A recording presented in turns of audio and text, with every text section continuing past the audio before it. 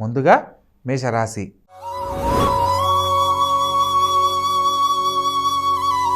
ఈ యొక్క మేషరాశి జాతకులను కనుక పరిశీలించినట్లయితే లగ్నంలో గురుగ్రహ సంచారం చేత మేషగురువు కొంత ఉపయోగంగా భవిష్యత్తుకు సంబంధించి తీసుకునే నిర్ణయాలలో కొంత శుభం జరిగేలా అనుగ్రహిస్తాడు.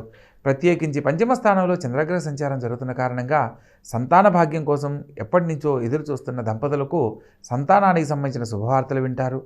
సంతానం కలిగిన వారికి వారి యొక్క సంతానం ద్వారా తల్లిదండ్రులకు మంచి పేరు ప్రతిష్టలు పొందే విధంగా కొంత శుభ పరిణామాలు చోటు చేసుకోబోతున్నాయి. అదేవిధంగా షష్టమ స్థానంలో కేతుగ్రహ సంచారం జరుగుతున్న కారణంగా ఆరోగ్య విషయంలో అశ్రద్ధ చేయకూడదన్న సత్యాన్ని తెలుసుకొని నడుచుకోవాలి. అష్టమ స్థానంలోకి మారుతున్న చంద్రుడి కారణంగా వారం చివరిలో కొంత శారీరక శ్రమ, పనుల ఒత్తిడి అధికమవడానికి కారణమవుతుంది. అదేవిధంగా రాజ్యస్థానంలో శుక్రుడు మరియు కుజుడు కలిసి సంచరిస్తున్న కారణంగా శుక్రమంగళ యోగ ఫలితాన్ని పొందుతారు. భూ సంబంధమైన వర్తకులకు, వ్యాపారస్తులకు విశేషమైన లాభాలు పొందడానికి అవకాశం ఏర్పడుతుంది. అదేవిధంగా లాభస్థానంలో శని సంచారంతో పాటు పంచమాధిపతి అయిన రవి, అదేవిధంగా తృతీయ షష్టాధిపతి అయిన బుధుడితో కలిసి బుధాదిత్య యోగ ఫలితాన్ని కూడా పొందడానికి అవకాశం ఉంటుంది. విశేషమైన ఫలితాలు ఈ వారం అనుకూలించబోతున్నాయి.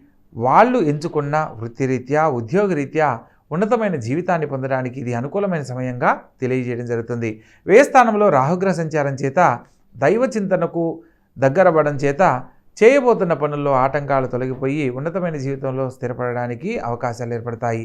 మొత్తం మీద రాహుకేతుల మధ్య గ్రహాలు సంచరిస్తున్నప్పటికీ ప్రత్యేకంగా వ్యయ స్థానంలో సంచరిస్తున్న రాహుగ్రహ సంచార ఫలితంగా దుర్గాదేవి ఆరాధన ఈ వారం ఎంతో అత్యుత్తమమైన ఫలితాలను కల్పిస్తుంది.